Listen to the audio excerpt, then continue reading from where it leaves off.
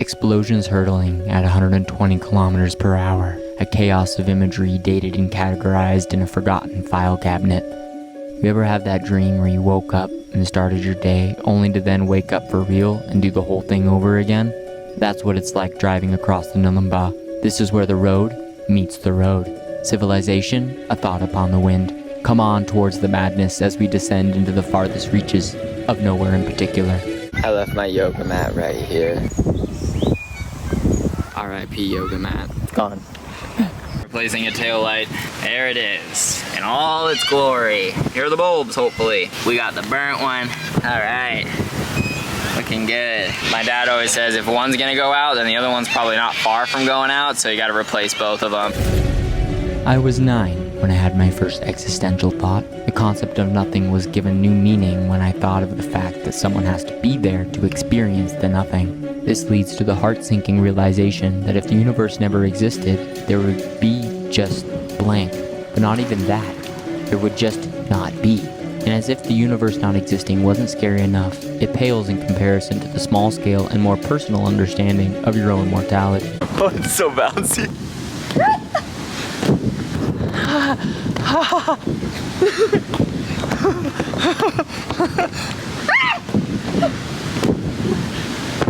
It's funny how these little towns in the middle of nowhere still have better parks than in America.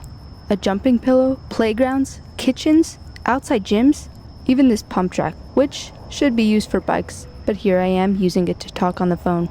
Later we made the drive to Suduna, which is the last major town before the 12,000 kilometer drive across the Nullarbor. We made sure to restock on everything before we headed out for 1 week into the abyss. There comes a silence amongst the chaos, a freedom in the fact that nothing matters. Who cares if the sun is going to explode in 4 billion years? The sunsets look really pretty, don't they? As mortal creatures, we are tormented by time. Day to day, this infinitely precarious path races us towards the horizon. This isn't a what-if scenario. It's more than just nothing. It's more than just a desert. It's the wind, the road, the birds, the flies, the Cat. It's a cat. I know I shouldn't allow myself to get attached because the pain of leaving it will be too hard, but it's worth it to get some cat lovin'.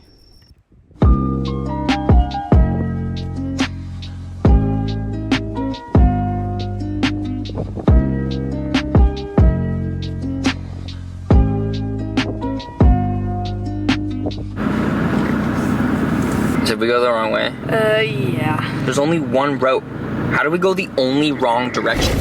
The road is starting to blend into itself. We have become lost while walking in a straight line and find the thoughts that are inclined to wander. There's the car driving. All this sand comes from. Get here. Are we late for something? Where are we going? He's outside and I am the Duke of all the Trades. Okay, we made it back on the main road. This time we landed in the town of Panang, with its claim to fame, Australia's biggest windmill. I don't know. Yeah, take a real bite. You can't take a nibble. You gotta take a real bite. That's good. Yep.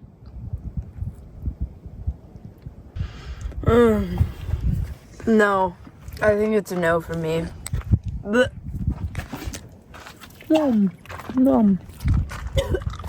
No, hard pass. I'm not into bananas. Missy pissed herself. Yeah, well, it happens. It's pretty good. What is this? It's vitamin C. Woo! There's no earthly way of knowing which direction we are going. There is no knowing rowing or rowing fire which way. Hell, the glowing, Mr. Christie. Is it remote? Yes. The glitching and glowing. We got further along on our journey and stopped for the night at the Gilgai Hut. It was pretty far off the main road, but it was free and had a toilet. 2 common necessities. Woke up this morning, 95% humidity. 15 degrees of dew? What does that even mean? Like, I'm wet. I don't understand. I'm so wet. Hey, Missy, they're unstable. Just like you.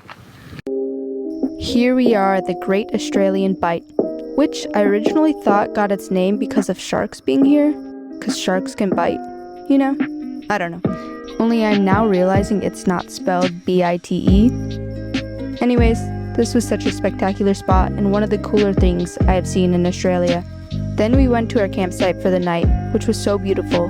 We stayed here and enjoyed our last day in South Australia. I don't know about that. What?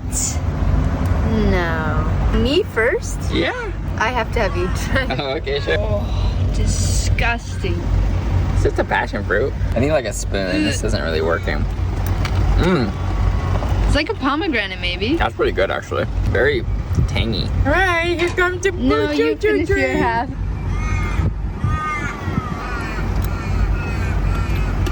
That's so odd. It's like liquid and popcorn kernels. Yeah, like that's good. Ooh, it's sour. Quarantine? Is it 2020? Oh God, where's my mask?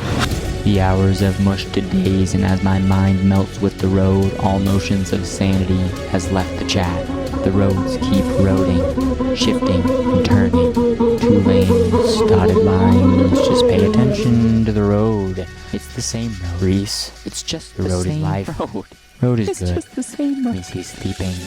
Okay, you can do this. Just keep driving your boat, ignore the thoughts in your head. Except me, don't ignore me. I'm listening. Roadie, life is part of road. Stop singing in here. It's getting really hard to pay attention. The light is showing, so the danger must be growing. The fires of hell are glowing. It's the grizzly reaper owing lowers that keep on rowing, and they're certainly not showing any signs of slowing.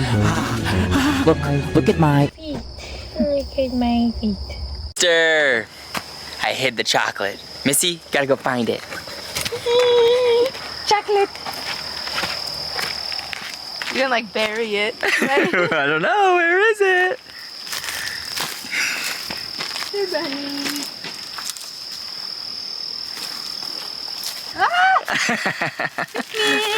Oh, there's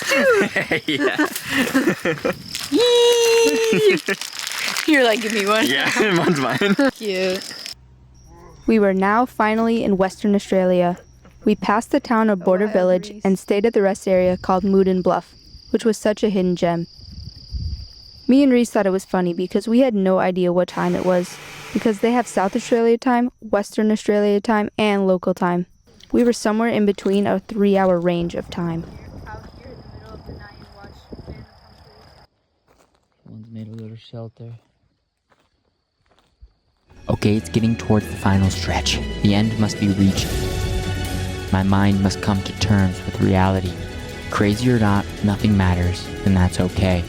The world is beautiful. The road is just a road, and not an imagination of my thoughts. Missy, my partner, is cute. All is as it should be. Now, once more, into this good night. As long as this road may seem, every day has been a pleasure. A journey to speak fondly of, and an adventure to write home about.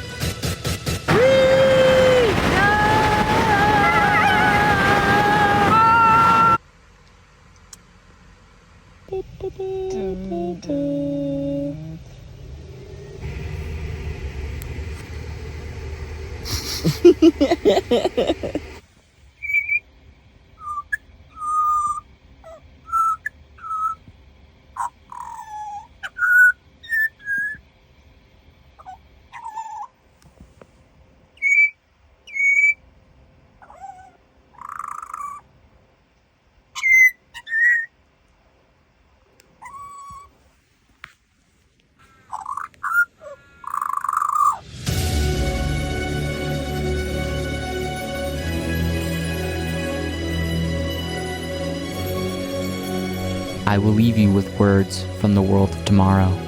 Do not lose time on daily trivialities. Do not dwell on petty detail, for all of these things melt away and drift apart within the obscure traffic of time. Live well and live broadly. You are alive and living now. Now is the envy of all of the dead. I'm really interested in a laundry mat.